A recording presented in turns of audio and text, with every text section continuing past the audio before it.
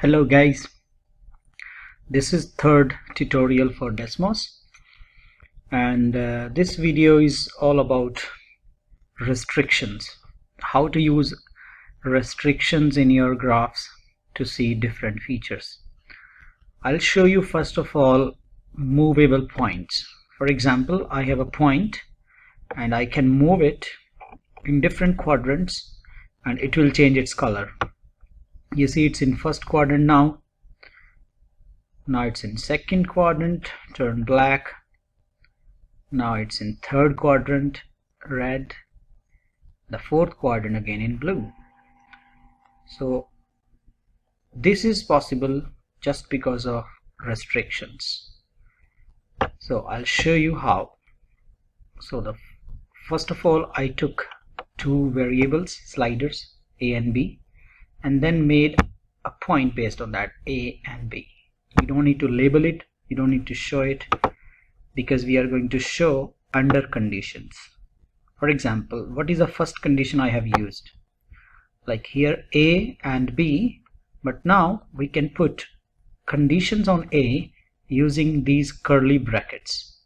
So this is possible to do for anything.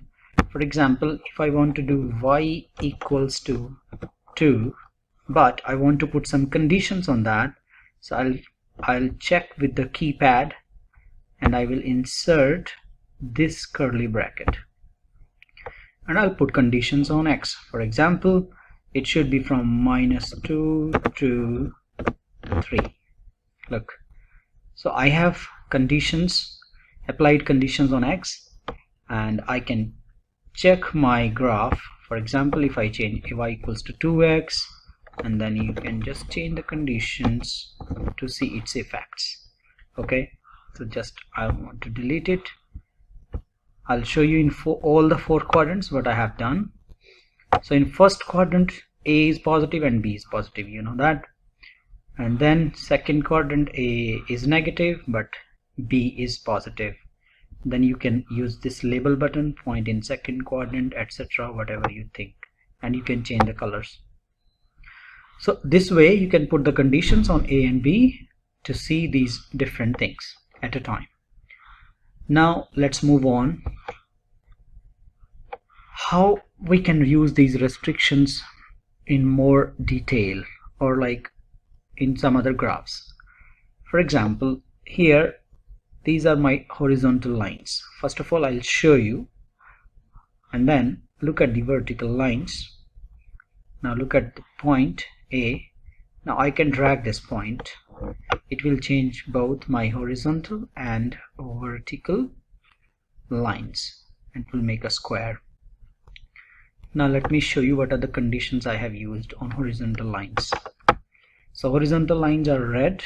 Okay, so you can see y equals to a under the condition from -a to a of x, y equals to a, -a to a. I'm repeating these just to see the strength of the line.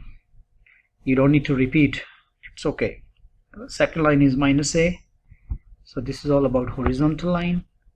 Now look at the vertical line, very similar, but x equals to a. Now you put conditions on y because you want to control the bottom and the top part.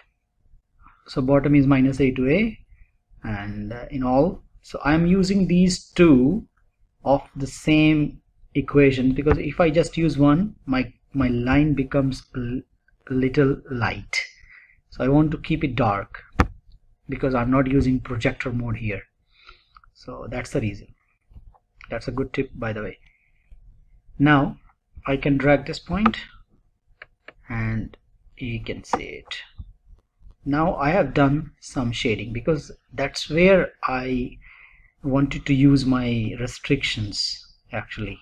So if I just use shading, for example, this is kind of inequality I'm using. So x from -a to a, this is responsible for restrictions, the inequality. Now these are the conditions on y, the top. For example, if I change this to look at this.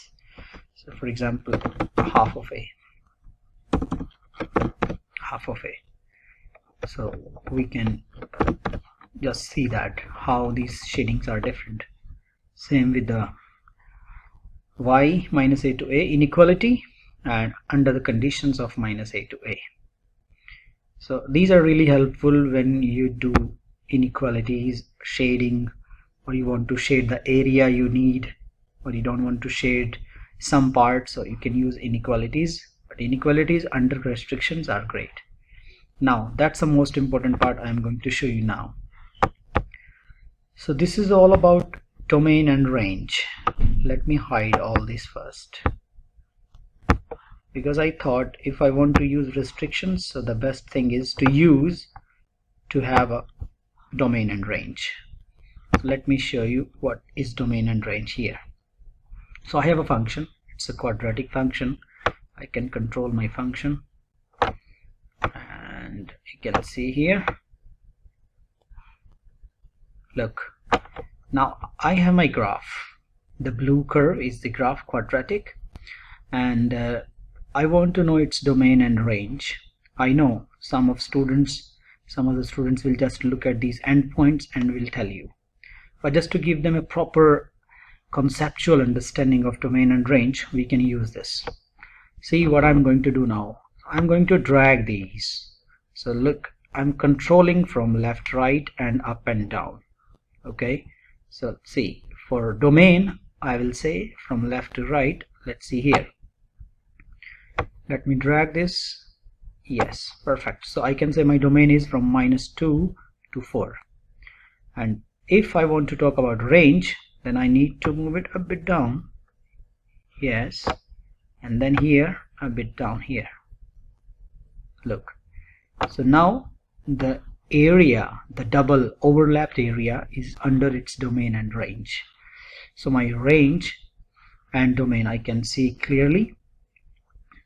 So -2 to 4 is my domain, and my range will be from this bottom point. I forgot to put that. Maybe I will change it, and then I'll show you in another video. I'll show you how I did this. Open this folder. If you don't know how to insert folder, please click plus and add folder. This folder, under this folder you need to keep doing your work, and then just with one click you can hide and show everything. See, just all those things are controlled by one button. So it's open now. Let me open this. Yeah, so first of all I entered my function, whatever, quadratic, cubic. I chose two limits actually, left and right. So left values to the right values. So I'm using these two sliders, L and R, so I can check this. So my function will go to that left position. This is R, it will control the right position.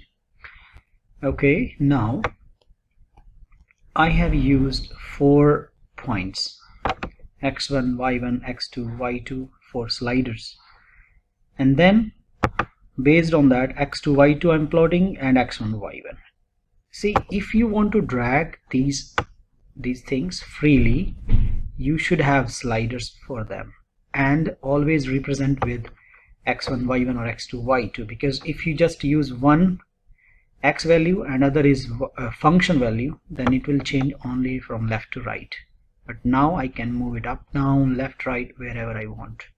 So to do that you have to use x2, y2 by keeping them in sliders. Now what I have done here, for x1 I have put the condition from -10 to 0, same for y1, -10 to 0, and x2, y2 is 0 to 20, 0 to 20, so that I can move them up and down. So here, anywhere I can go to check the domain and range. Now these are the inequalities I'm using for, these are not really important, the dotted ones, these are important. From x1 to x2, x values under the conditions of y.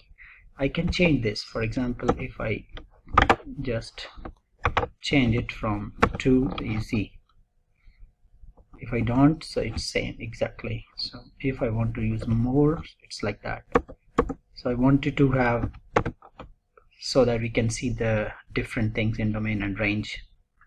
So this is for my domain under the conditions of y.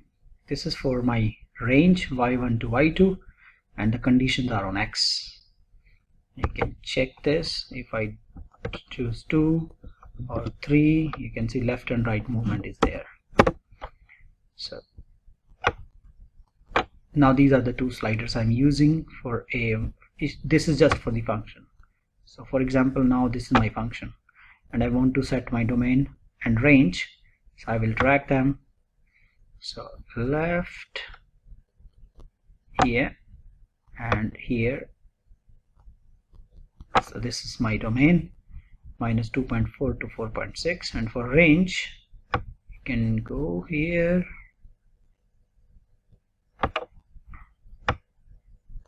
Look, so dragging these 2 points, we can fit our graph into that range. Thank you. I hope you will apply these techniques. Bye.